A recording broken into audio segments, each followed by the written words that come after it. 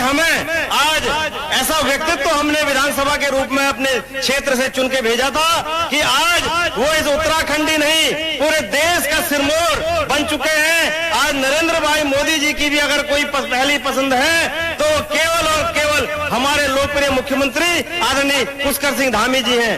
मैं ऐसे महान व्यक्तित्व, ऐसे युग पुरुष को इस मंच में बुलाना चाहता हूं कि वो आए और इस खटीमा चटिया फार्म समेत 70 की 70 विधानसभाओं को संबोधित करेंगे माननीय पुष्कर सिंह धामी जी।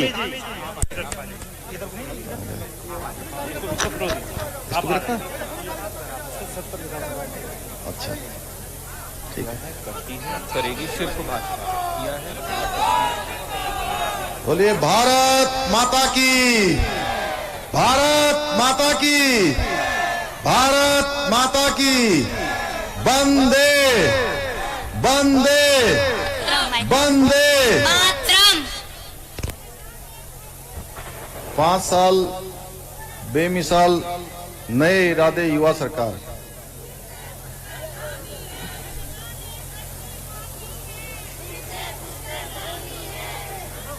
आज इस धन्यवाद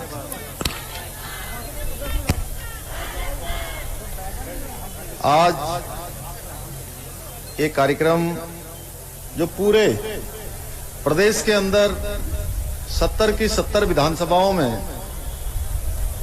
5 साल के सरकार के द्वारा किए गए कामों को लेकर आप सबके सम्मुख मैं कहूंगा कि एक तरह से रिपोर्ट कार्ड या अभी तक जिन जिन कामों के लिए जो प्रयास किए गए हैं सरकार के द्वारा उन सभी को लेकर आज एक जन मिलन का कार्यक्रम सभी विधानसभा क्षेत्रों में हो रहा है। मुझे बताया गया है कि हमारे विधानसभा के अध्यक्ष आदरणीय प्रेमचंद अग्रवाल जी भी इस कार्यक्रम में जुड़े हुए हैं, हमारे सभी मंत्रीगण जुड़े हुए हैं, हमारे सभी विधायकगण जुड़े हुए हैं, हमारे आदरणीय सांसदगण जुड़े हुए हैं, हमारे रक्षा राज्य मंत्री आदरणीय अजय भट्ट जी हल्द्वानी से जुड़े हुए हैं। ऐसे सभी हमारे माननीय सांसदगण, माननीय विधायकगण, माननीय मंत्रीगण, माननीय जनप्रतिनिधिगण और आज मैं अपनी कर्म भूमि आप सबके बीच में आकर मैं स्वयं को गौरवान्वित महसूस कर रहा हूं कि आज मुझे मुख्य सेवक के रूप में पूरे उत्तराखंड को अपना संबोधन देने का अवसर इस भूमि से मिल रहा है। भाइयों बहनों, 2017 से हमारी सरकार चल रही है और ये सरकार माननीय प्रधानमंत्री नरेंद्र मोदी जी के दिशा निर्देशन में और उनके मार्गदर्शन में काम कर रही है। इस सरकार ने पिछले 5 सालों में केंद्र सरकार ने यहां के लिए 1 लाख करोड़ रुपए की धनराशि स्वीकृत की है।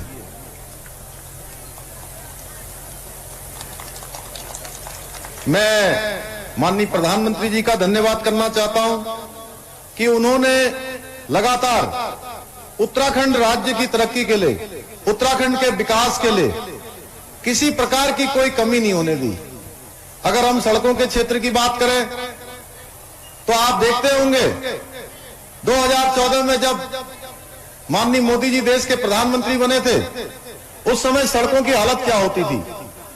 चाहे आज हम ऑल वेदर रोडों की बात करें, चाहे हम चारों धामों को जाने वाली सड़कों की बात करें,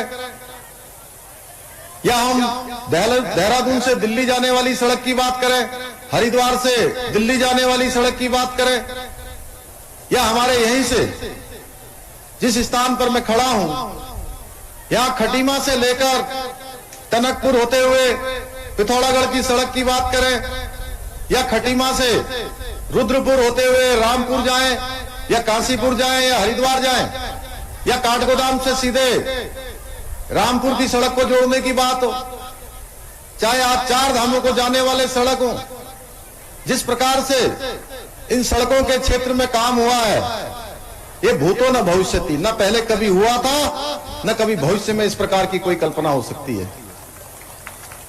भाइयों बहनों,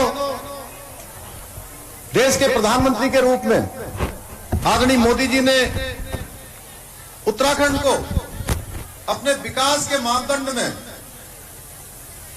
एक विशिष्ट स्थान उसके लिए दिया हुआ है। प्रधानमंत्री जी ने केदारनाथ जब आपदा आई थी, उस केदारनाथ आपदा के समय में पूरा का पूरा केदारनाथ भगवान का जो परिसर है, बाबा केदार का स्थल है, वो बाबा केदार का स्थल पूरी तरह से क्षतिग्रस्त हो गया था। और सैकड़ों वर्षों में किसी ने सोचा भी नहीं था कि नया स्वरूप कैसा होगा।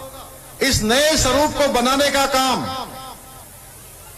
अगर किसी ने किया है, आज विश्व के नक्शे में आप सब लोग याद होगा कि 5 नवंबर को माननीय प्रधानमंत्री जी दीपावली के ठीक एक दिन बाद केदारनाथ जी आए थे, और वहां पर जिस प्रकार से आज कायाकल्प हुआ है वो किसी से छुपा हुआ नहीं है।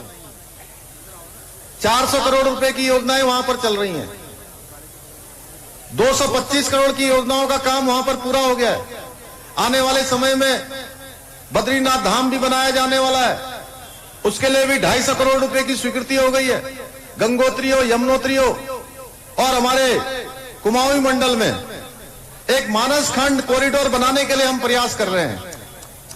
आने वाले समय में सारे मंदिरों को जाने वाले रास्ते सुगम होने वाले हैं। चाहे यहां से लेकर लिपुलोक तक जाने वाला सड़क हो, चाहे हमारा कर्णप्रयाग से हल्द्वानी को जोड़ने वाला सड़क हो, सारे सड़क भारतमाला श्रृंखला के अंतर्गत प्रस्तावित किए जा चुके हैं। अभी 2 दिन पहले, 3 दिन पहले हमारे देश के सड़क परिवहन मंत्री जी खटीमा आए थे। उस दिन उन्होंने कहा कि आने वाले समय में जो कैलाश मानसरोवर यात्रा है वो हमारी इसी खटीमा मार्ग से सीधे कैलाश मानसरोवर तक की यात्रा होगी। आज हम चाहे रेलवे की बात करें, ऋषिकेश कर्णप्रयाग रेल लाइन एक सपना हुआ करती थी, आज वो सपना साकार हो रहा है। बीच पहाड़ों के बीच में से रेल पहाड़ को जा रही है, और 2024 तक कर्णप्रयाग से ऋषिकेश रोग रेल से आएंगे। जहां के बच्चों के लिए मैं आपको बताता हूं कि पिछले कुछ दिनों पहले, आज से 3 साल पहले, देवाल जो हमारा चमोली जिले का एक ब्लॉक है, और उससे आगे भी एक गांव है घेस, उस घेस गांव के बच्चे देहरादून में आए थे। हमारे एसएसपी साहब जानते हैं घेस और देवाल ब्लॉक का एक गांव है घेस। तो उस गांव के बच्चे देहरादून आए हुए थे। तो मैंने उन बच्चों से पूछा कि आप लोग क्या क्या देखने यहां आए हो।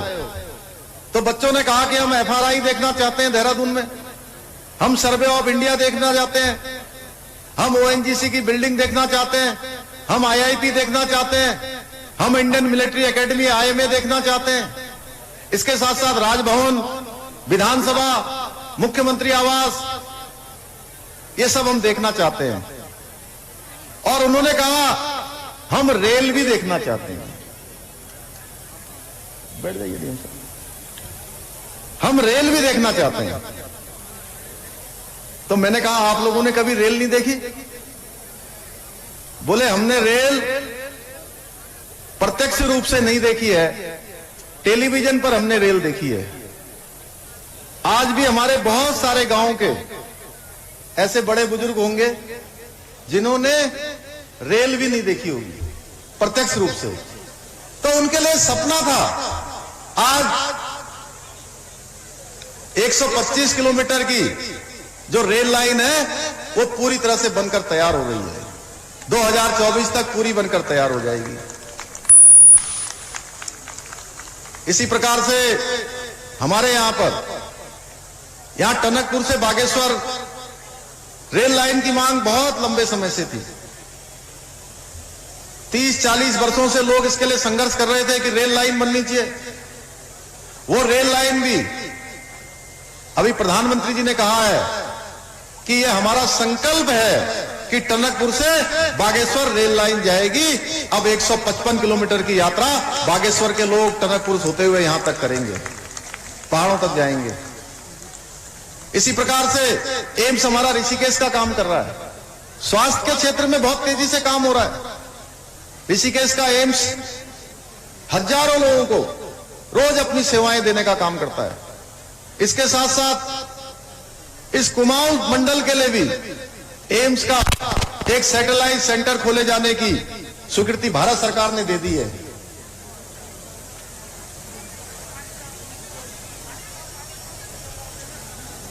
माननीय प्रधानमंत्री जी ने अभी अभी हमको रेल लाइन की सौगात दी है। जल्दी आने वाले समय में हमारे इस बागेश्वर से टनकपुर तक की रेल यात्रा आने वाले वर्षों में पूरी होगी।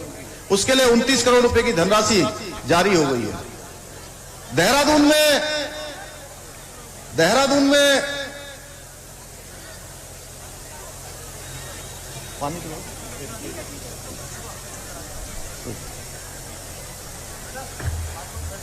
में जो हवाई अड्डा है वो हवाई अड्डा अंतर्राष्ट्रीय स्तर का बनाया जा रहा है। पंतनगर का जो हवाई अड्डा है हमारा, ये पंतनगर का हवाई अड्डा भी जल्दी इसको ग्रीनफील्ड एयरपोर्ट के रूप में विकसित किए जाने के लिए भारत सरकार के स्तर पर इस पर लगातार प्रयास किए जा रहे हैं। ऐसे बहुत सारे काम आज हम कर रहे हैं।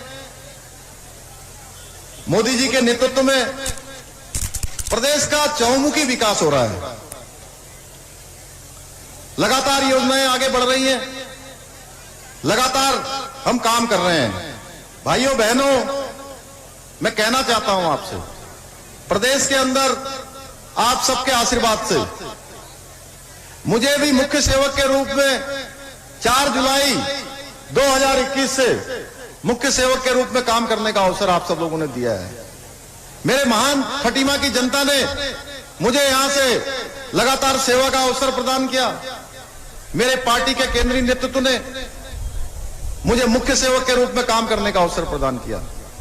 6 महीने पूरे हो गए। 4 जुलाई को हमने एक एक पल और एक एक क्षण अगर किसी काम में लगाया है तो वो केवल और केवल अपने उत्तराखंड के 1 करोड़ 25 लाख भाई बहनों के लिए लगाया है।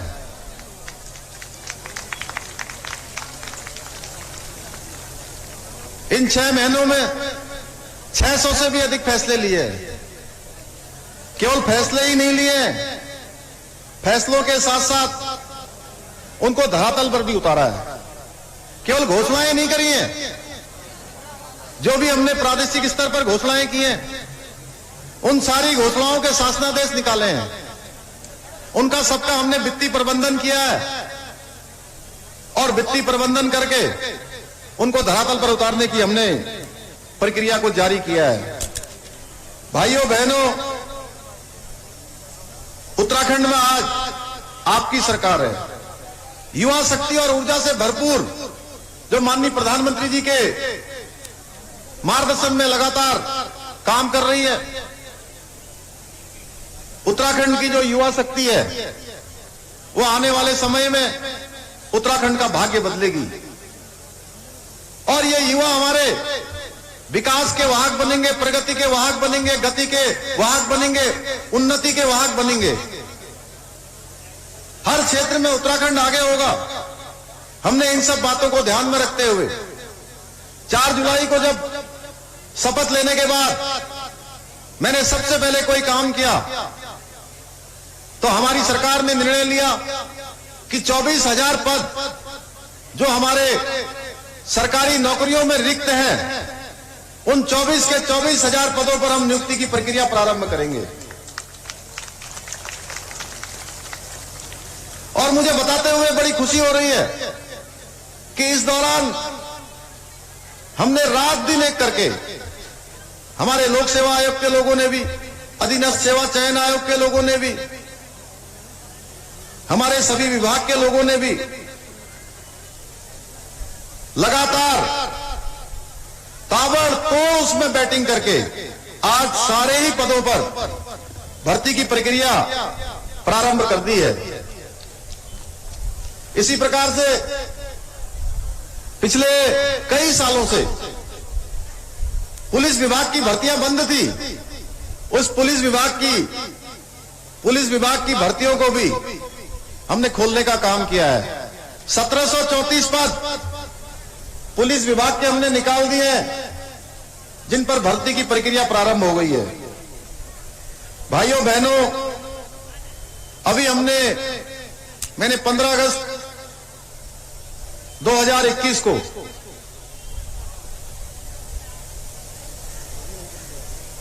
प्रदेश के संबोधन में जो हमारा पुलिस लाइन से होता है, उसमें अपने संबोधन में मैंने घोषणा की थी कि हम प्रदेश के अंदर जो 10वीं और 12वीं के छात्र हैं, उन 10वीं और 12वीं के छात्रों को, चूंकि कोरोना महामारी के समय में मैंने देखा था बहुत सारे ऐसे छात्र और छात्राएं थे जिनके माता पिता के पास इतने संसाधन नहीं थे, उनके पास कोई ऐसा मोबाइल फोन भी नहीं होता था जिससे वो ऑनलाइन क्लासेस पढ़ पाते, ऑनलाइन चीजों को सीख पाते।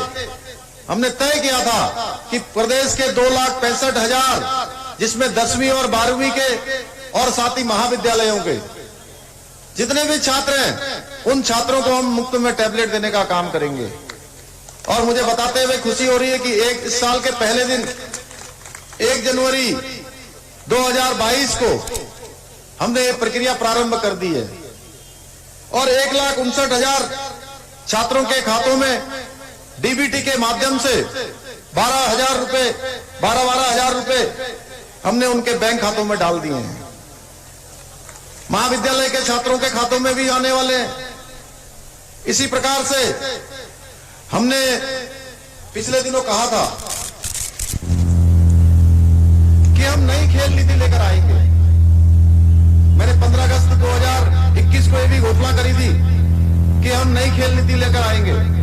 मुझे बताते हुए खुशी हो रही है कि हम नई खेल नीति भी लेकर आए हैं और नई खेल नीति के माध्यम से अब सारे ऐसे बच्चे, चाहे किसी मजदूर का बेटा होगा, किसान का बेटा होगा, रिक्शे वाले का बेटा होगा या तांगे वाले का बेटा होगा, अगर वो खेलना चाहता है, आगे बढ़ना चाहता है, उसके अंदर योग्यता है, क्षमता है, तो उसको अब कोई आगे बढ़ने से रोक नहीं सकता। नई खेल नीति में हमने प्रावधान किया है। पहले तक होता यह था कि जब भी कोई बच्चा, आप लोगों के बीच में से भी बहुत सारे बच्चे इस क्षेत्र से, हमारे उत्तराखंड के अंदर से बहुत सारे बच्चे योग्यता वाले हैं, क्षमतावान हैं, प्रतिभावान हैं, लेकिन जब वो खेलने जाना चाहते हैं तो उनको बहुत समय में बहुत बार जाने की परेशानी होती है। उनके पास किराया नहीं मिलता है, उनको खाने के लिए जो अच्छा पौष्टिक आहार चाहिए पौष्टिक आहार नहीं मिलता है, उनको रहने के लिए नहीं मिलता है। हमने नई खेल नीति में सारा प्रावधान किया है। मैंने देखा है कि जब कोई बच्चा अच्छा खेलता है और अच्छा खेलने के बाद वो कोई पदक लेकर आता है, राष्ट्रीय स्तर पर, अंतर्राष्ट्रीय स्तर पर अच्छा प्रदर्शन करता है, तो उसको इनाम देने वालों की लाइन लग जाती है। लेकिन जब वो खेलने जाता है तो उसको तमाम परेशानियों का सामना करना पड़ता है, दर दर से गुजरना पड़ता है। इन सब बातों को ध्यान में रख के हमने तय किया कि हम नई खेल नीति ऐसी नीति के रूप में लाएंगे जिससे कि आने वाले समय में कोई भी बच्चा, कोई भी बच्ची, कोई हमारी बेटी, कोई हमारा बेटा अगर प्रतिभावान है, क्षमतावान है, तो उसके अभाव संसाधन अब उसकी राह के रोड़े नहीं बनेंगे, बल्कि अब सरकार उसके सहयोगी के रूप में उसको मंजिल तक पहुंचाने का काम करेगी। भाइयों बहनों, पिछले साल 2020 में और 21 में कोरोना की महामारी रही, इसमें बहुत सारे एग्जाम हो नहीं पाए। और एग्जाम नहीं हो पाने के कारण से हमारे बहुत सारे भाई बहन जो प्रतियोगी परीक्षाओं में भाग लेना चाहते थे, वो प्रतियोगी परीक्षाओं में भाग नहीं ले पाए। उसके लिए हमने तय किया कि हम 1 साल प्रतियोगी परीक्षाओं की आयु सीमा बढ़ाएंगे और 1 साल का हमने रिलैक्सेशन दिया है, 1 साल की छूट दी है। इसी प्रकार से जो प्रतियोगी परीक्षाएं हैं, लोक सेवा आयोग की आने वाली प्रतियोगी परीक्षाएं या अन्य प्रतियोगी परीक्षाएं, क्योंकि कोरोना महामारी के समय में सभी को अत्यधिक परेशानियों का सामना करना पड़ा है।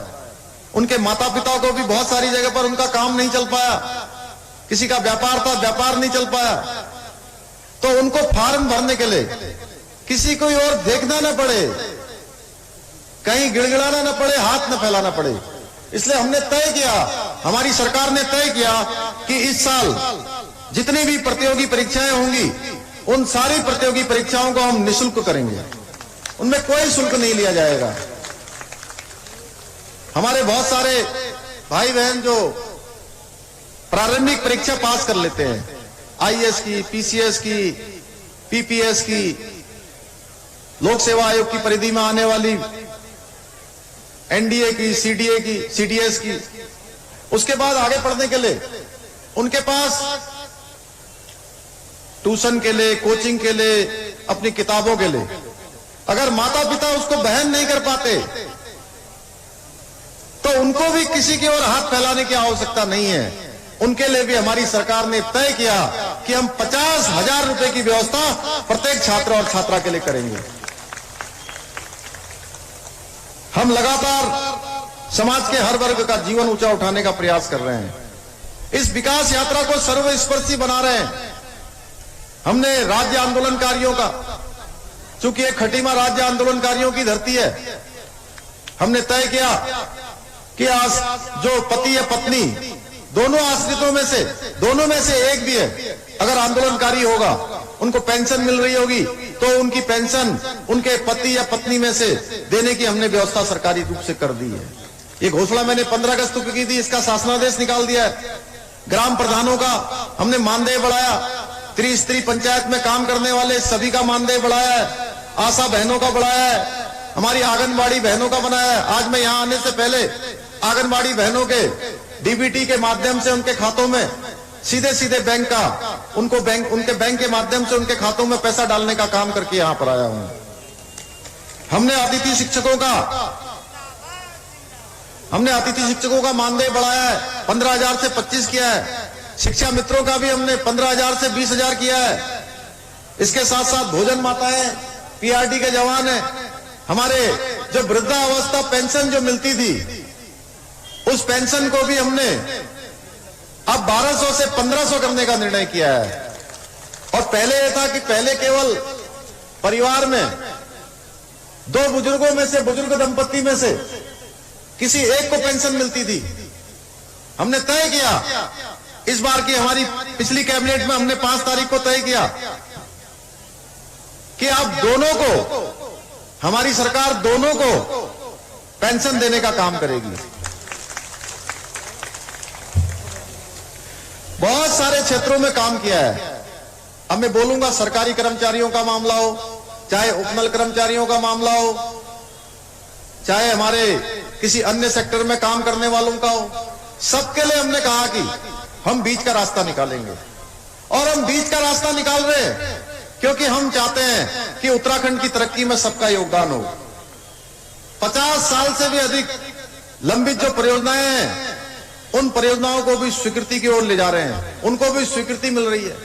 इसका उदाहरण है अभी लखवाड़ जो योजना है हमारी, पिछले कई वर्षों से लटकी हुई थी। प्रधानमंत्री जी जब देहरादून आए थे, मैंने उनसे अनुरोध किया था कि लखवाड़ की योजना को स्वीकृति मिलनी चाहिए। मैं प्रधानमंत्री जी का धन्यवाद करना चाहता हूं कि उन्होंने लखवाड़ जो योजना बहुत सालों से लटकी हुई थी, उस योजना को स्वीकृति प्रदान की। उसका भी अभी शिलान्यास हो गया है। ऐसे तमाम क्षेत्रों में काम हो रहा है। भाइयों बहनों, बोलने के लिए बहुत चीज है।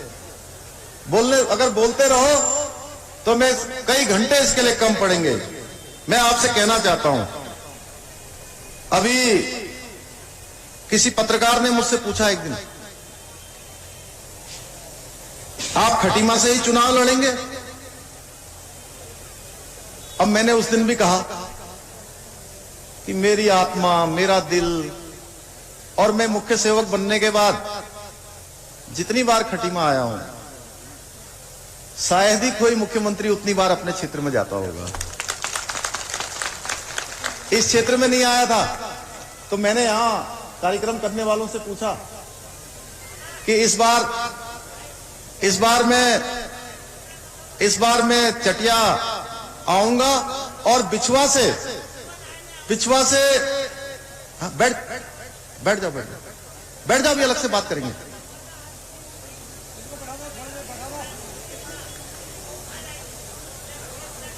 बैठ जाओ। तो खटीमा से लड़ोगे कि नहीं लड़ोगे, मेरे से पूछा उन्होंने। मैंने कहा भाई एक बार मैं आज जो है आप भी सब लोगों से पूछता हूं, क्या मुझे खटीमा से चुनाव लड़ना चाहिए कि नहीं लड़ना चाहिए? जरा एक बार आप लोग देखिए, उधर से दोनों हाथ उठा के बता दीजिए कि लड़ना चाहिए कि नहीं। मेरे पत्रकार भाइयों जरा पीछे की तरफ देख लीजिए जरा आप।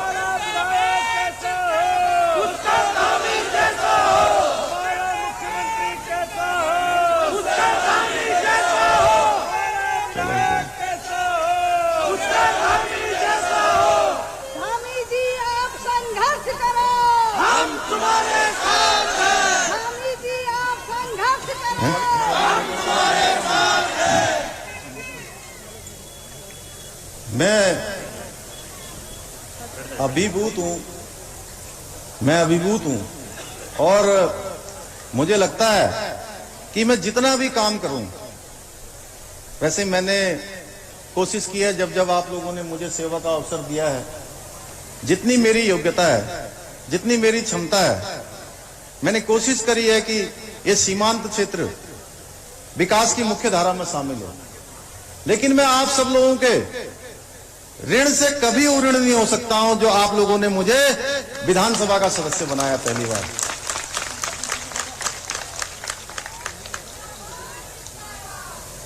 हर बार मैं देखता हूं जब भी कोई अवसर आया, अफवाहें बहुत चलती हैं, बहुत प्रकार की बातें चलती हैं, लेकिन मुझे अपनी यहां की माताओं में, बहनों में, यहां के बड़े बुजुर्गों में, यहां के नौजवानों में, यहां के बच्चों में हमेशा एक वो भाव दिखाई देता है। जब मैं पहली बार विधानसभा के चुनाव के लिए खड़ा हुआ था, उस दिन नामांकन करने जब मैं जा रहा था, तो मैं लोहिया हेड के पास जब पहुंचा, कुंवर साहब, जब मैं लोहिया हेड के पास पहुंचा और मुझे पहले इतनी बड़ी भीड़, कभी इतने लोग पीछे मुझे कभी दिखाई नहीं दिए। उस दिन जब मैंने पीछे मुड़कर देखा, जब 2012 के चुनाव में पहली बार नामांकन का पत्र भरने जा रहा था, तो लोहिया हेड के कोने पर जब पहुंचकर मैंने पीछे की तरफ को देखा, आप भी पीछे से थी, मोहनी जी भी, तो पीछे से जब मैंने देखा तो इतनी माताएं, बहनें, छोटे छोटे बच्चे, सारे के सारे झंडा कंधे में लेकर चल रहे थे। छोटे बच्चे भी झंडा उठा रहे थे। तो मैं सच बताऊं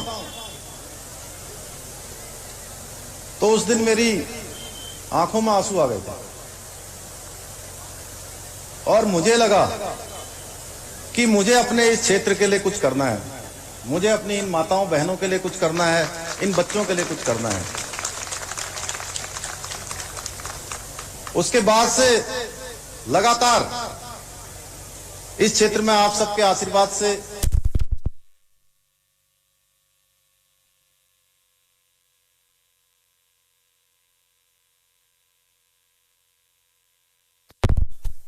आने वाले समय में एक शिक्षा के हब के रूप में जाना जाए, ये शिक्षा का एक सेंटर बने, उसको लेकर हमने लगातार इस क्षेत्र में काम किया और आप सबके सहयोग से, आप सबके आशीर्वाद से मुझे बताते हुए खुशी हो रही है कि हर क्षेत्र में हमारे यहां पर आज काम हुआ है। चाहे यहां पर शुरू में आईटीआई नहीं होता था, आईटीआई खुला, यहां पर पॉलिटेक्निक कॉलेज नहीं होता था, पॉलिटेक्निक कॉलेज खुला, यहां पर केंद्रीय विद्यालय नहीं होता था। और जब मैं केंद्रीय विद्यालय खोलने की बात करता था तो बहुत सारे लोग, मैं किसी का नाम नहीं लेना चाहता हूं, जिन्होंने अपने समय में कोई काम किया नहीं, लेकिन जब मैं उनसे कहता था कि यहां केंद्रीय विद्यालय खोलना है तो कहते थे कि अरे पुष्कर सिंह धामी ये फालतू की बात करता है, कहां से यहां केंद्रीय विद्यालय खुल जाएगा, यहां इसके लिए मानक नहीं है। 2014 में जब केंद्र में आप सबके आशीर्वाद से मोदी जी की सरकार बनी तो हमारा 2019 आते आते जिसके लिए हम प्रयास कर रहे थे, 2019 में हमारे यहां पर केंद्रीय विद्यालय खुल गया और केंद्रीय विद्यालय चल रहा है। आने वाले समय में इसका जो हमारा टीडीसी का मैदान है उस मैदान पर केंद्रीय विद्यालय चलेगा। उसके लिए 8 एकड़ जमीन हमको मिल गई है, जल्दी ही उस पर नया भवन खड़ा होगा और वो नया भवन यहां के सभी बच्चों के लिए उनके शिक्षा के क्षेत्र में एक मील का पत्थर साबित होगा। इसी प्रकार से हमारे यहां पर जनजाति बाहुल्य क्षेत्र है और मैं बचपन से सोचता था कि हमारे यहां के बच्चे आगे आने चाहिए, सीमांत क्षेत्र के जनजाति बच्चों को भी मौका मिलना चाहिए, लेकिन बार बार सोचते थे कि उनके लिए कोई अच्छा संस्थान यहां पर होना चाहिए। तो हमने उसके लिए भी प्रयास किया। मैं देश के प्रधानमंत्री जी का धन्यवाद करना चाहता हूं कि उन्होंने हमारे यहां पर एकलव्य आवासीय विद्यालय दे दिया और एकलव्य आवासीय विद्यालय दिया ही नहीं, अभी उसका हमने शिलान्यास ही नहीं बल्कि लोकार्पण भी कर दिया। और हमारी सरकार है, हमारी सरकार जो हम कहते हैं हमने किया है, करती है, करेगी, और ये काम सिर्फ और सिर्फ भाजपा कर सकती है।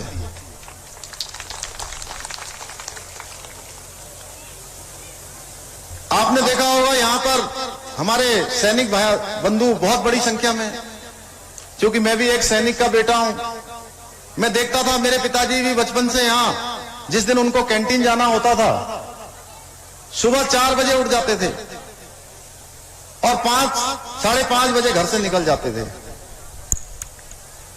और बनबसा से लौटते लौटते उनको दिन में 2-3 बज जाता था। मैं जब मुख्य सेवक के रूप में नहीं था उससे पहले ही मैंने तय किया था कि अब हमारे इस क्षेत्र के हमारे सैनिकों को, पूर्व सैनिकों को अब बनबसा में लाइन न लगानी पड़े,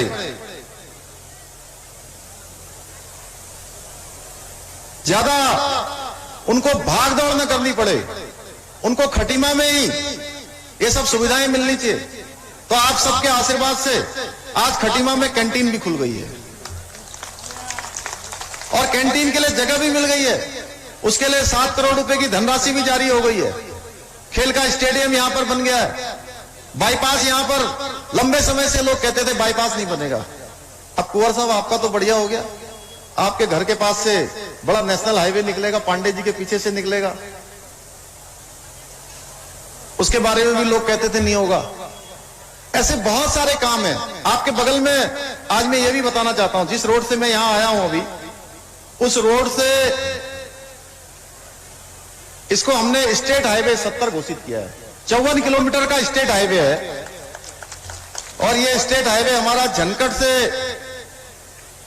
जसारी, सबौरा, द्यूरी, बिरिया मझोला, श्रीपुर बिछुआ, बगिया घाट, नौगवानाथ, बिजपुरी होते हुए चकरपुर तक आएगा यहां से। और उधर से हमारा चकरपुर गन्ना सेंटर से जाएगा, लालकोठी, उधर लोहिया है, नगरा तराई, झनकैया होते हुए सीधे वहां पर निकलेगा चारू बेटा फैक्ट्री के पास, और वहां से 17 मील होते हुए नौसर, प्रतापपुर होते हुए नानक सागर कॉलोनी में निकलेगा। ये 54 किलोमीटर का स्टेट हाईवे हमने पहले ही हमारी सरकार ने घोषित कर दिया था। आने वाले समय में ये स्टेट हाईवे अभी माननीय गडकरी जी ने उसको भारतमाला श्रृंखला से बनाए जाने की घोषणा कर दी है और जल्दी उसके लिए धनराशि जारी होगी। भाइयों बहनों, चूंकि बोलने के लिए मेरे पास बहुत है, खटीमा के बारे में बोलूंगा तो मैं खटीमा के बारे में कई घंटों बोल सकता हूं। जैसे कोई बहुत सारे मेरे मित्र ये सोचते हैं कि अब मैं थोड़ा मेरा उतना आना जाना नहीं है, लेकिन मुझे एक एक गली याद है, एक एक जन याद है, सब जो योजनाएं हमने शुरू की थी वो सारी याद है। और मैं आपको बताऊं कि हमने 3-4 लोग इस क्षेत्र के लिए लगा रखे हैं, लेकिन उसके बाद भी मैं स्वयं समीक्षा करता हूं कि कौन सा काम हो गया, कौन सा नहीं हुआ, कौन सा घोषणा में आया, कौन सा नहीं आया, किसके लिए धनराशि जारी हो गई, किसके लिए नहीं हुई, कौन सी आधी हुई है, कौन सी पूरी हुई है। इसलिए मैं इसमें ज्यादा नहीं बोलूंगा, क्योंकि आज ये कार्यक्रम पूरे प्रदेश का चल रहा है। मैं बोल यहां से रहा हूं, लेकिन ये 70 के 70 विधानसभाओं में सारे लोग सुन रहे हैं। मैं प्रदेश के लोगों से भी इसलिए कहना चाहता हूं, क्योंकि मैं अब प्रदेश की सेवा में लगा हूं तो खटीमा मेरा आना कम होता है, इसलिए मैंने आज खटीमा को ही चुना कि मैं खटीमा के आप सबके बीच से पूरे प्रदेश को अपनी बात बताऊं। भाइयों बहनों, एक तरफ मोदी जी के नेतृत्व में आज पूरा देश आगे बढ़ रहा है। आज दुनिया के अंदर भारत का मान सम्मान और स्वाभिमान बढ़ रहा है। आज चाहे धर्म की पताका फैलाने की बात हो या संस्कृति की बात हो, हर क्षेत्र में हम आगे बढ़ रहे हैं। चाहे आज सेना की बात हो, सेना के मनोबल को बढ़ाने की बात हो, चाहे गलवान का संघर्ष हमने देखा है, चाहे म्यांमार की घटना देखी है, या हमने हमारी सेना को दुश्मन के घर में जाकर उनको मार गिराने की जो ताकत आज सर्जिकल स्ट्राइक के रूप में हमारी सेना के पास पहले से भी थी, उसको और मजबूत करने का काम किसी ने किया है तो भारत मां के लाल नरेंद्र भाई मोदी ने किया है। लेकिन अभी 2 दिन पहले पंजाब की सरकार ने किस प्रकार का घिनौना कृत्य किया है, उसकी जितनी निंदा की जाए उतनी कम है। प्रधानमंत्री किसी पार्टी के नहीं होते हैं, प्रधानमंत्री हमारी संवैधानिक व्यवस्था के हेड होते हैं। प्रधानमंत्री एक संस्था होती है और उस संस्था का अपमान लोकतंत्र का अपमान है। उनकी सुरक्षा के साथ इतना बड़ा खिलवाड़, इतनी बड़ी चूक क्या होनी चाहिए? प्रधानमंत्री को आखिर इस प्रकार से करना, उत्तराखंड की जनता कभी इस प्रकार के कृत्य को स्वीकार नहीं कर सकती है। आज क्योंकि उनके पास करने के लिए कुछ नहीं है, उनके सामने ठीक वैसी स्थिति हो गई है जैसे खिसियानी बिल्ली खंबा नोचे। आप लोगों ने देखा था किस प्रकार से सरकार में रहते हुए उन्होंने काम किया। 2014 से लेकर 2022 आ गया है, एक भी घोटाला नहीं हुआ देश के अंदर, एक भी भ्रष्टाचार का मामला नहीं आया और लगातार देश आगे बढ़ा है। चाहे उज्ज्वला योजना देने की बात हो या भाई बहनों या आयुष्मान भारत की योजना का लाभ देने का मामला हो, ये लगातार हमारे सामने है। आज अगर कोई बीमार हो जाएगा तो उसके पास इस बात की गारंटी है कि अगर आपने आयुष्मान कार्ड आपके पास है तो आपको 5 लाख रुपए तक का जो इलाज है वो मुफ्त में देने का काम स्वास्थ्य विभाग करेगा, हमारे अस्पताल करेंगे, भारत की सरकार करेगी। ये काम किसी और ने नहीं किया है, ये काम हमारे देश के प्रधानमंत्री जी के नेतृत्व में हुआ है। उज्ज्वला योजना किसी के बारे में कभी हम सोच भी नहीं सकते थे कि हमारी माताएं बहनें जो जंगल जाती थी, लकड़ी काटने जाती थी और चूल्हा फूकते फूकते उनके कलेजे के अंदर 400 बीड़ी और सिगरेट के बराबर धुआं चला जाता था, उससे निजात दिलाने का भी काम किसी ने किया है। उन्होंने कभी सोचा भी नहीं होगा कि हम गैस सिलेंडर में, गैस चूल्हे में हम भी खाना पकाएंगे। उन सबको भी यह अवसर देने का काम किसी ने किया है तो भारत मां के लाल नरेंद्र भाई मोदी ने किया है। आज चाहे जिस क्षेत्र की बात करिए, उनका केवल और केवल एक ही संकल्प है कि समाज के अंतिम छोर में खड़े हुए व्यक्ति तक सुविधाएं पहुंचनी चाहिए, सरकार पहुंचनी चाहिए, शासन पहुंचना चाहिए, सहायता पहुंचनी चाहिए। इसी ध्येय को लेकर हम लोग आगे बढ़ रहे हैं। अभी मैं आप सबको बताना चाहता हूं, कल भारत सरकार की कैबिनेट में एक महत्वपूर्ण फैसला हुआ है। यह महत्वपूर्ण फैसला हुआ है जल जीवी हमारा धारचूला में भारत और नेपाल को जोड़ने वाला जो पुल है, उस पुल को अगले 3 सालों के अंदर बनाया जाएगा। इसकी स्वीकृति भारत के कैबिनेट ने कल दी है। मैं उसके लिए माननीय प्रधानमंत्री जी का धन्यवाद करना चाहता हूं, क्योंकि हमारा ये सीमांत क्षेत्र है और इस सीमांत क्षेत्र में हमारा रोटी बेटी का संबंध है, हमारा आना जाना है, हमारी एक जैसी संस्कृति है, एक जैसी परंपराएं हैं।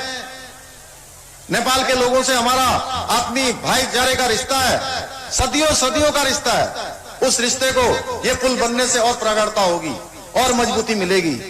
भाइयों बहनों, आज डबल इंजन की सरकार है और डबल इंजन की सरकार क्या होती है मैं बताना चाहता हूं आपको।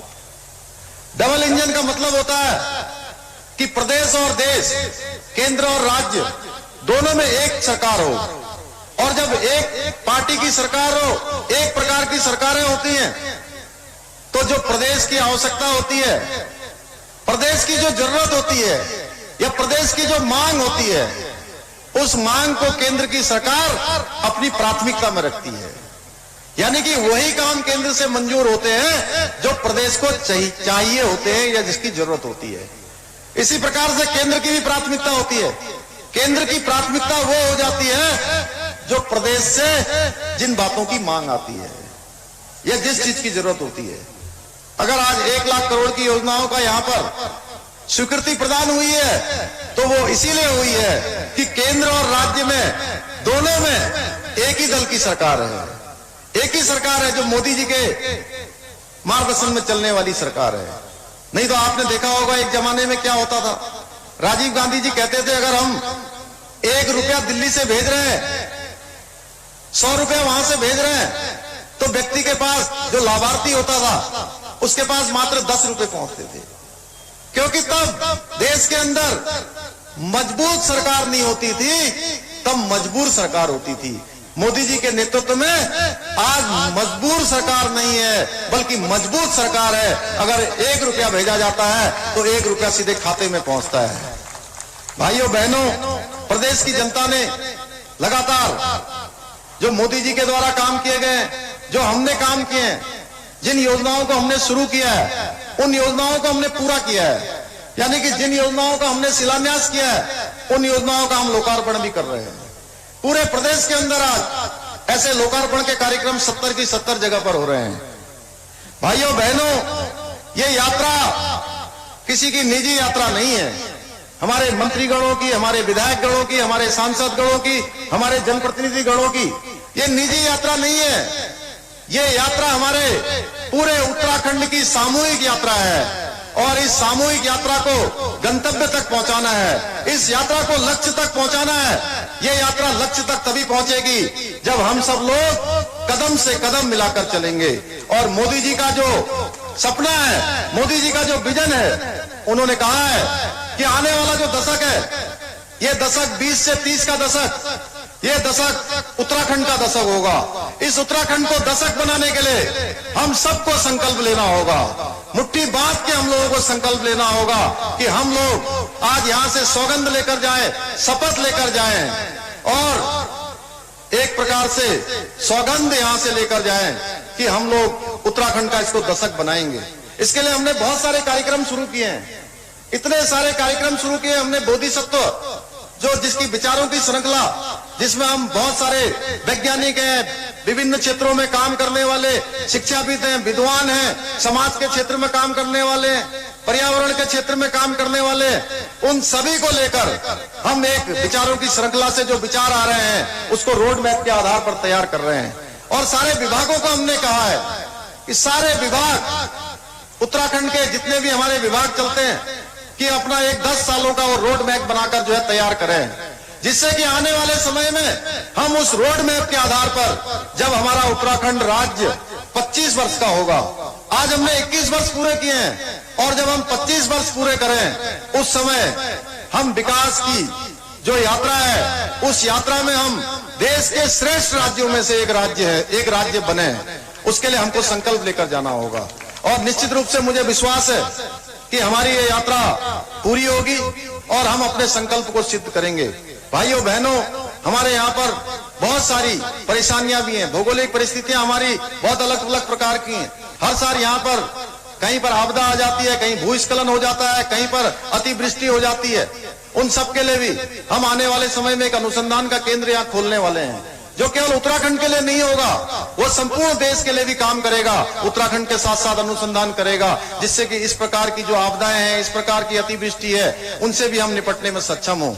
आज के अवसर पर मैं पुनः आप सब लोगों से कहना चाहता हूं कि आप सबके आशीर्वाद से, पूरे उत्तराखंड वासियों के आशीर्वाद से, 1,25,00,000 भाई बहनों के आशीर्वाद से हमारी ये यात्रा गंतव्य तक पहुंचेगी। आपका आशीर्वाद जैसे हमको मिलता रहा है, हमारी पार्टी को मिलता रहा है, माननीय मोदी जी के साथ जिस प्रकार का आपका समर्थन है, वो समर्थन जारी रहेगा। तो हमारा भाव है कि हम उत्तराखंड को हिंदुस्तान का नंबर 1 राज्य बनाना चाहते हैं, उसके लिए हम काम कर रहे हैं। और हर पल हर क्षण एक दिन भी रुके बिना, एक दिन भी हटे बिना कि रुक मत जाना, थक मत जाना और चलते जाना, कहते जाना भारत मां की जय, भारत मां की जय। इस ध्येय वाक्य को लेकर हम आगे बढ़ रहे हैं। आज के अवसर पर मैं आप सभी लोगों को, पूरे प्रदेशवासियों को, पूरे प्रदेश के हमारे माननीय मंत्रीगणों को, माननीय सांसद गणों को, माननीय विधायक गणों को, माननीय जनप्रतिनिधियों को और इस कार्यक्रम में जुड़े हुए लाखों लाख भाई बहनों का, सबका अपने हृदय की गहराइयों से अभिनंदन करते हुए अपनी वाणी को विराम देता हूं। बहुत बहुत धन्यवाद। जय हिंद, जय भारत, जय उत्तराखंड। सभी लोग वहां छतों पर भी दिखाई दे रहे हैं, मैं देख रहा हूं इधर भी बड़ी संख्या है, उधर भी बड़ी संख्या है, जहां तक नजर जा रही है वहां सब लोग छतों पर खड़े हुए हैं। मैं आप सबका भी अभिनंदन करते हुए अपनी वाणी को विराम देता हूं। बहुत बहुत धन्यवाद। बोलिए भारत माता की, भारत माता की, भारत माता की। इतनी बड़ी संख्या देखकर मैं अभिभूत हूं कि कल रात तक भी मेरा कार्यक्रम तय नहीं था। कितने बजे डीएम साहब तय हुआ? आप हजारों हजार की संख्या में यहां पर मुझे आशीर्वाद देने के लिए आए। मैं आपका आजीवन आभारी रहूंगा। आप सबका बहुत बहुत धन्यवाद। आज भी जो है यहां पर खटीमा से 41 करोड़ 45 हजार की जो योजनाएं उनका शिलान्यास हुआ है और 32 करोड़ 86 हजार की योजनाओं का कुल मिलाकर 74 करोड़ 32 लाख की योजनाओं का आज यहाँ पर शिलान्यास हो रहा है। उसके लिए भी मैं आप सभी को शुभकामनाएं देता हूँ। बहुत बहुत धन्यवाद।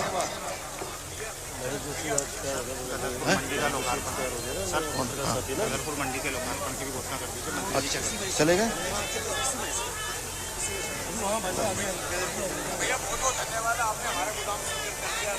इसी के साथ साथ गदरपुर में आज मंडी परिषद का भी, आज कृषि उत्पादन मंडी समिति गदरपुर का, जो कि 21 करोड़ की योजना से 21 करोड़ 95 लाख की धनराशि से बन रही है, उसके लिए भी चूंकि उस क्षेत्र के आसपास के क्षेत्र को, लोगों को, कृषि के क्षेत्र में जुड़े हुए लोगों को बहुत सहायता उनकी होने वाली है, बहुत लाभ होने वाला है। कृषि के क्षेत्र में एक उस क्षेत्र के लिए मील का पत्थर साबित होने वाला है। उसकी भी मैं घोषणा करता हूं कि उसका भी वहां पर आज लोकार्पण हो जाएगा। इसके साथ साथ बहुत बहुत धन्यवाद। धन्यवाद माननीय मुख्यमंत्री जी, आपने विस्तार से अपनी योजनाओं को यहाँ पे रखा। निश्चित रूप से आपके द्वारा ना कोई युवा छूटा, ना हमारा गंगोत्री, धारचूला, मिलेशियर, गिलम में रहने वाला कोई व्यक्ति उससे छूता रहा। ये किसान को लाभान्वित करने वाली योजनाएं आपने यहाँ पे बताई। गन्ना किसान, धान किसान, गेहूं किसान, हमारे शिक्षा के क्षेत्र में आपकी क्या क्या उपलब्धि रही यहाँ पे आपने बताई। सहकारिता के द्वारा बिना ब्याज का ऋण 3 लाख से 5 लाख यहाँ पे समूहों के द्वारा दिया गया, वो आपने विस्तार से इस योजनाओं को बताया। निश्चित रूप से मैं एक भारतीय जनता पार्टी के द्वारा एक बड़ी माला से माननीय मुख्यमंत्री जी का स्वागत करेंगे। हमारे मंडल के अध्यक्ष, महामंत्री, वरिष्ठ जन एक बार बड़ी माला के साथ आए।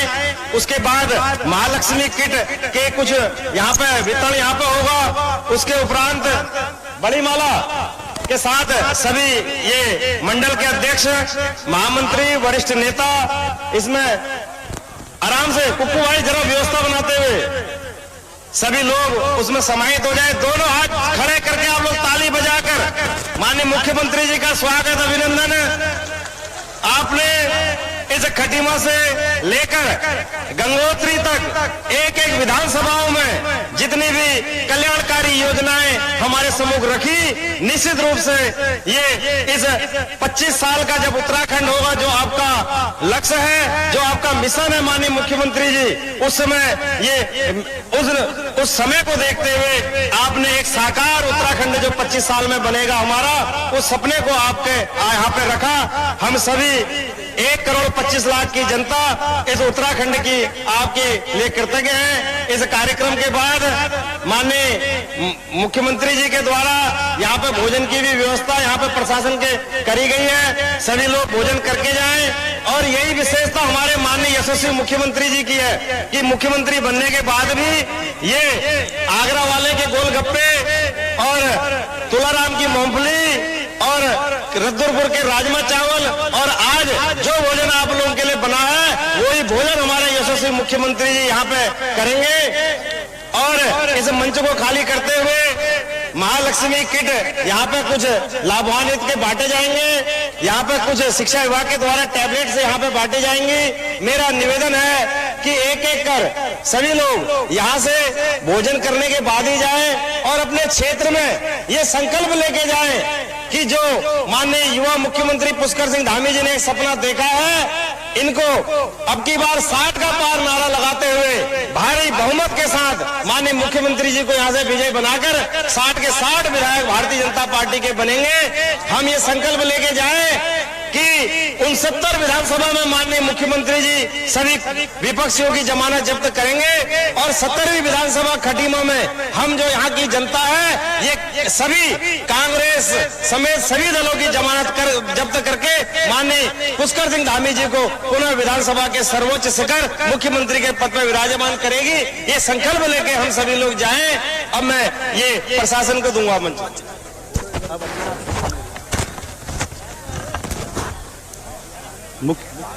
मुख्यमंत्री महालक्ष्मी किट से लाभान्वित होने वाली माताएं, मैं क्रमशः नाम लूंगा। श्रीमती भागीरथी देवी जो बिजपुरी से हैं, वो कृपया आ जाए। मैं लगातार नाम लूंगा, आप लोग नाम सुनते ही आ जाएंगे और आप माननीय मुख्यमंत्री जी के कर कमलों से आपको महालक्ष्मी किट का वितरण किया जाएगा। श्रीमती मंजू जो बिसौटा नौगनानाथ से हैं, श्रीमती पिंकी पंथागोट, श्रीमती दीपा भट्ट महदगांव, श्रीमती मीना मोहम्मदपुर बुरिया, श्रीमती प्रदीप कौर प्रतापपुर, श्रीमती कमलजीत कौर प्रतापपुर, श्री सुरेंद्र कौर, श्रीमती मंजीत कौर प्रतापपुर, श्रीमती तरनजीत कौर नौसर, श्रीमती पूनम देवी छिनकी, श्रीमती उर्मिला देवी छिनकी, श्रीमती लाजमंती पकड़िया, श्रीमती पूजा पकड़िया, श्रीमती सोना कौर आला मृत्यु, श्रीमती सुनीता कौर, श्रीमती मीना, श्रीमती उर्मिला, श्रीमती हेमा, श्रीमती कंचन, श्रीमती रेखा, श्रीमती मंजू एरा और श्रीमती तारा जो गांव पट्टी से हैं, कृपया आप आ जाएं।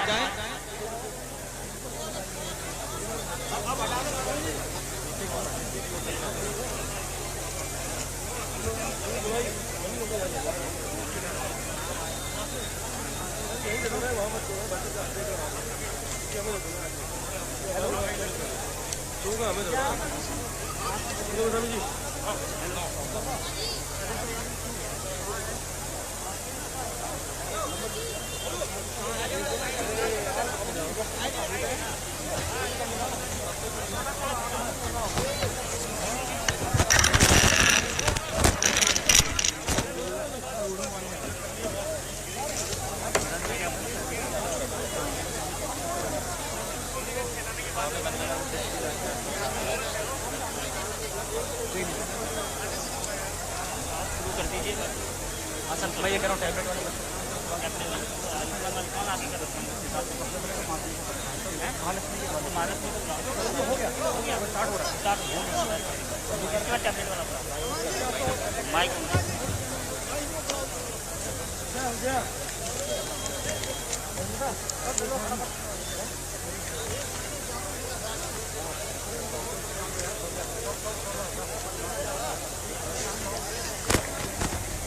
हमारे क्षेत्र के कुछ मेधावी चुनिंदा बच्चे हैं जिनसे ये टैबलेट वितरण योजना का शुभारंभ माननीय मुख्यमंत्री जी द्वारा किया जाएगा। मैं बच्चों का नाम बोलता जाऊंगा और बच्चों से अनुरोध है कि वो कृपया इस टैब वितरण कार्यक्रम में शामिल होने की कृपा करें। टैब वितरण में कुमारी पायल जो कक्षा 10 की छात्रा है। बबलू खाते जी भी आ जाए नगरा से एक बार। काम कर रहा सर ये भी काम।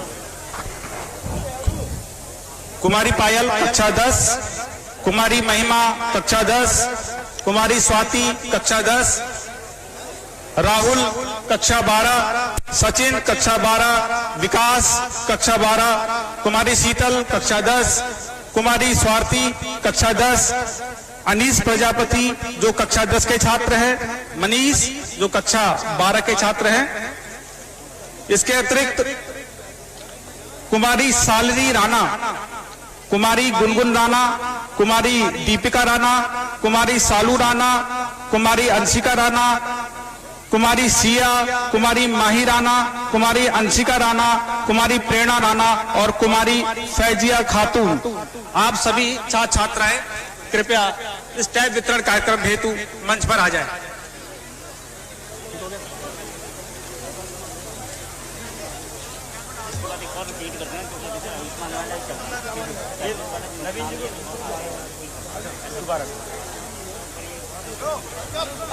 और कोई योजना है अभी? मेरा युवा मोर्चा के कार्यकर्ताओं से निवेदन है सतीश भट्ट जी कि ये भोजन व्यवस्था में आप लोग भी अपना सहयोग करें। मेरा सभी महामंत्री किशन चंद जी, आईडी पांडे जी, गोविंद मेहता जी, विनोद जोशी जी से निवेदन है कि एक बार भोजन पांडाल में भी जाएं, उसकी व्यवस्था। गणेश दत्त चौसाली जी।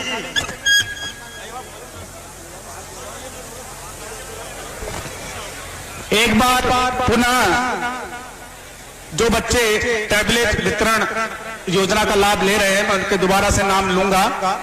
आप जैसे ही ये महालक्ष्मी किट, मुख्यमंत्री महालक्ष्मी किट वितरण योजना समाप्त होती है तो उसके बाद आप बच्चे तैयार रहेंगे। मैं दोबारा से नाम बोल रहा हूं। कुमारी पायल, कुमारी महिमा, कुमारी स्वाति, राहुल, सचिन, विकास, कुमारी शीतल, स्वाति, अनीस प्रजापति, मनीष, कुमारी सालनी राणा, कुमारी गुनगुन राणा, कुमारी दीपिका राणा, कुमारी सालू राणा, अंशिका राणा, कुमारी सिया, माही राणा, अंशिका राणा, प्रेरणा राणा और फैजिया खातून। हो गया सर, हो गया। ये तो बोल रहा हूँ। हाँ, बोल दे। जिनके टैबलेट वितरण में जिनका नाम लिया आ जाएंगे। टैबलेट वितरण में जिन बच्चों का मैंने नाम लिया है वो कृपया मंच पर आ जाएं ताकि खटीमा से हमारे यशस्वी मुख्यमंत्री जी के कर कमलों से इस योजना का शुभारंभ किया जा सके।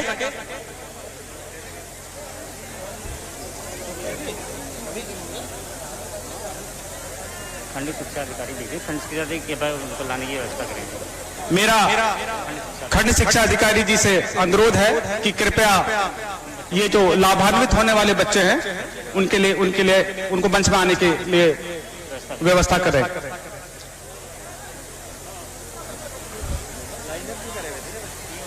तक दूसरा बांट दो यार। सर यही था मेरे पास। वाद्य यंत्र वाला था, ये सब हुआ नहीं। वाद्य यंत्र वाला नहीं है। वाद्य यंत्रों के नाम, गायकों के नाम है, वो पता नहीं क्या करना है, वो इसके बारे में नहीं बताया मेरे को ना।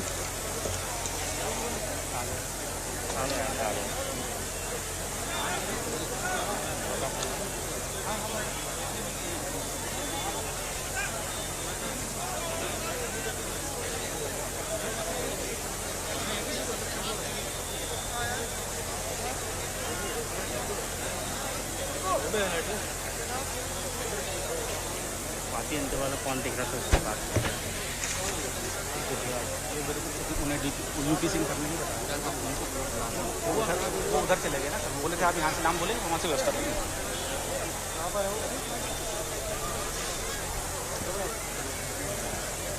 दिखा दो बच्चों,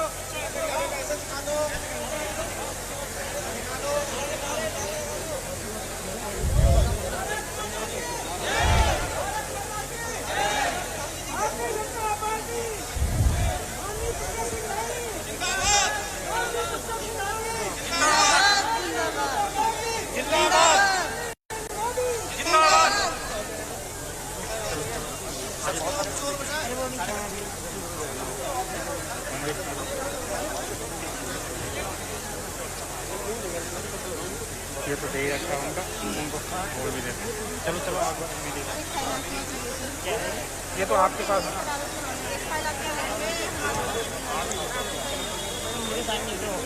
हाँ इनके